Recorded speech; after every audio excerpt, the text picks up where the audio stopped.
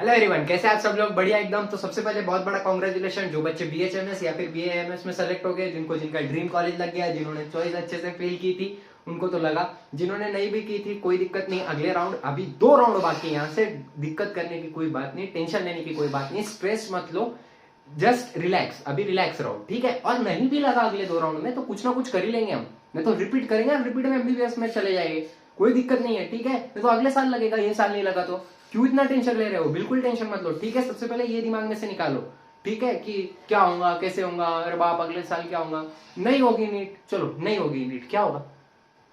कुछ नहीं होगा, ठीक है। कुछ ना कुछ ढंग का कर ही लोगे, उनसे अच्छा कर लोगे एक टाइम पे, तो जो बीएएमएस बीएचएमएस कर रहे हो, ठीक है। सो स्ट्रेस मत लो, यू आर द बेस्ट, आप ही बेस्ट हो, ये याद रखो, ठीक है। समझ में आ रहा है?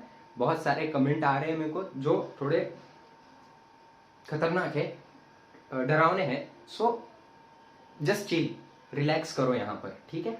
और अगर फिर भी बहुत ज्यादा टेंशन आ रहा है तो मैं लाइव सेशन जल्दी से जल्दी लेने की कोशिश करूंगा। यहाँ पर हम बीएचएमएस क्लोजिंग रैंक देख लेते हैं कैटेगरी वाइज, ठीक है। इसमें थोड़ा बहुत अंतर हो सकता है, माइनर एरर हो सकते हैं, लेकिन कोशिश ये की है मैंने कि 99% यहाँ पर एक्यूरेंसी दिखाई जाए। क्या होता है ना कि कुछ कुछ एससी कैटेगरी के बच्चे ऐसे होंगे कि जिन्होंने वो कॉलेज डाला ही नहीं होगा पूरे कॉलेज, इसलिए उनका रैंक नहीं लगा होगा, ठीक है। बहुत सारे डाउट है, बहुत सारे, ये वीडियो में मैं पूरा डाउट्स क्लियर करने की कोशिश करूंगा आपके बीएचएमएस से रिलेटेड। तो ओपन कैटेगरी का क्लोजिंग रैंक, मतलब यहाँ पर ओपन कैटेगरी क्लोज हो गई है। सो कौन से रैंक पे क्लोज हुई है? 6,84,288 ये कॉलेज पे क्लोज हुआ है। 4123 केडीएमजी एमसी धुले, ठीक है, केडीएमजी आयुर्वेदिक होम्योपैथिक मेडिकल कॉलेज धुले में क्लोज हो गई है ओपन की कैटेगरी की रैंक। उसके बाद ओबीसी कैटेगरी कहां पर क्लोज हुई सर? भैया 7,02,83 पे क्लोज हो गई है, आर्यन लाहौटी पे यहाँ पर बच्चा सेलेक्ट हुआ है ओबीसी कैटेगरी का 7,02,83। अब ये भी बहुत सारे डाउट होंगे आपके कि सर मेरी रैंक तो इससे कम है, लेकिन फिर मेरे को कॉलेज क्यों नहीं मिला बीएचएमएस का? वो एक्सप्लेन करूंगा मैं वीडियो के एंड में, ठीक है। उसके बाद एससीबीसी है 8,90,005 4228 जीएचएमसी गोंदिया, बहुत कम कट ऑफ गया है एससीजीसी का।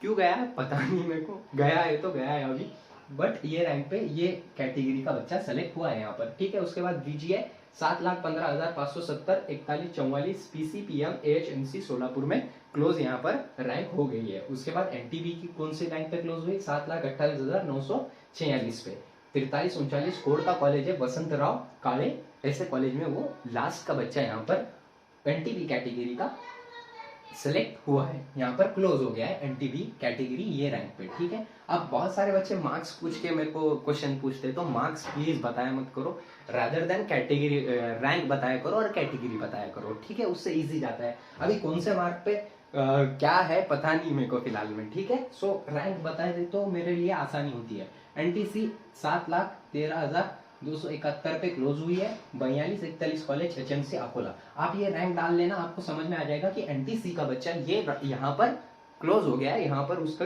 क्लोजिंग रैंक आ गई है, मतलब एनटीसी का जो कैटेगरी है वो यहाँ पर क्लोज हो गई है हमारी ये कॉलेज पे, ठीक है। सो आप कर सकते हो, सिलेक्शन लिस्ट में इतना डालना है। एससी कैटेगरी का यहाँ पर फिर डाउट आया है कि 6,98,087 पे ही कैसे क्लोज हो गई एनटीसी एनटीबी बीजीए, इसका कट ऑफ ऊपर कैसे गया? एससी का कट ऑफ इतना कम, इतना ज्यादा कैसे हो गया?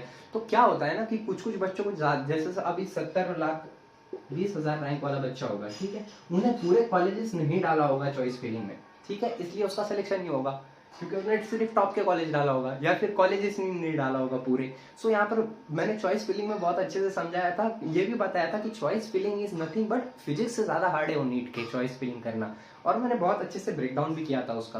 तो आपने शायद वो वीडियो नहीं देखा या फिर कुछ हो गया होगा गलती से, लेकिन कोई दिक्कत नहीं। यहाँ पर एससी कैटेगरी के लिए 6,98,087 दिखा रहा है लिस्ट में, लेकिन इसके आगे भी हो सकता है सिलेक्शन, वो बच्चों ने लिस्ट में चॉइस फिलिंग में कुछ गड़बड़ की होगी।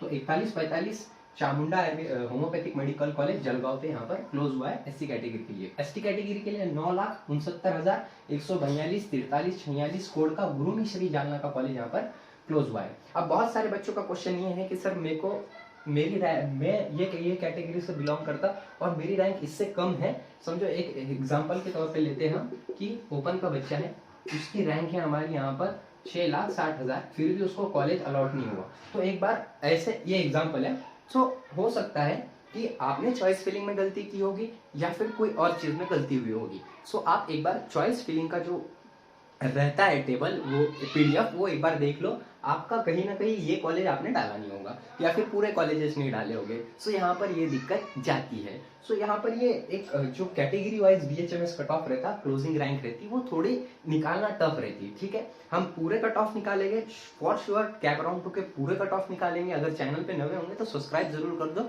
और वो जो बेल आइकॉन रहता है ना उसको दबा दो, ताकि बहुत सारे वीडियोस आते हैं लेकिन आपको पता ही नहीं चलता। सो वो भी कर लेना एक बार, ठीक है। So thank you so much. और जो सेलेक्ट हो गए बहुत बड़ा कांग्रेचुलेशन, जो सेलेक्ट नहीं हुए कोई चिंता करने की बात नहीं, 2 राउंड बाकी है, वो 2 राउंड में भी सेलेक्ट नहीं हुए कोई बात नहीं।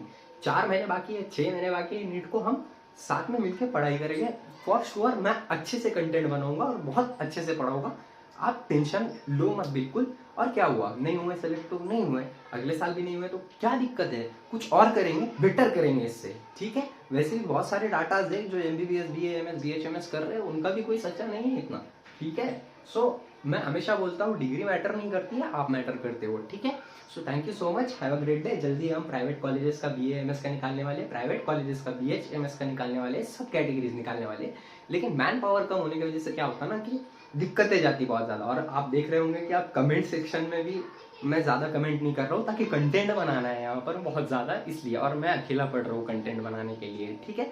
सो थोड़ा टाइम दो मेरे को, और कमेंट पे ज्यादा मैं फोकस नहीं कर पा रहा हूँ। So sorry for that. ऐसा नहीं कि बड़ा इंसान बन गया, इसके फॉलोअर सब्सक्राइबर बढ़ गए तो ऐसा कर रहे, ऐसा बिल्कुल नहीं है, बिल्कुल नहीं है ऐसा। मैं हर कमेंट को रिप्लाई करता, लेकिन हम अगर कमेंट को ही रिप्लाई करते गया तो आपके लिए जो कंटेंट बना रहा हूँ वो बनाने में बहुत ज़्यादा दिक्कतें जाएगी और टाइम लगेगा। और कमेंट को रिप्लाई करना इट्स टाइम कंज्यूमिंग, ठीक है। सो थोड़ा अवॉइड करो, लाइव सेशन लेंगे उसमें हम सारे डाउट्स क्लियर कर देंगे आपके। So thank you so much, have a great day.